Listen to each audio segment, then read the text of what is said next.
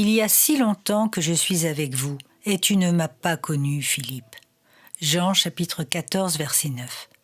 Ce n'est pas un reproche, pas même l'expression d'un étonnement. Jésus fait l'éducation de Philippe. L'intimité avec Jésus est longue à acquérir.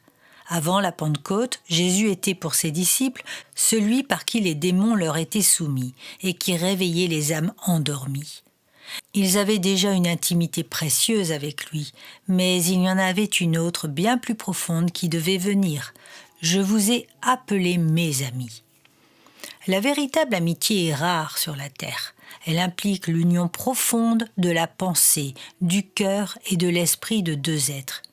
Il faut tendre toute notre vie à rechercher cette union intime avec Jésus-Christ.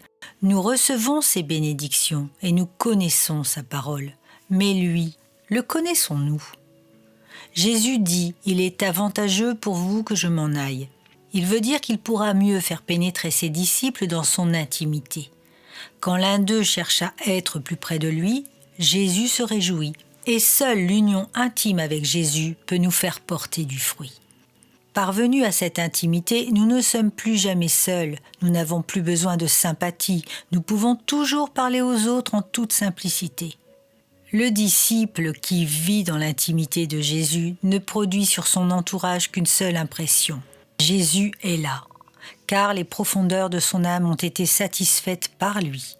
Ce qui émane d'une telle vie, c'est l'équilibre profond et paisible que le Seigneur donne à ceux qui l'aiment intimement.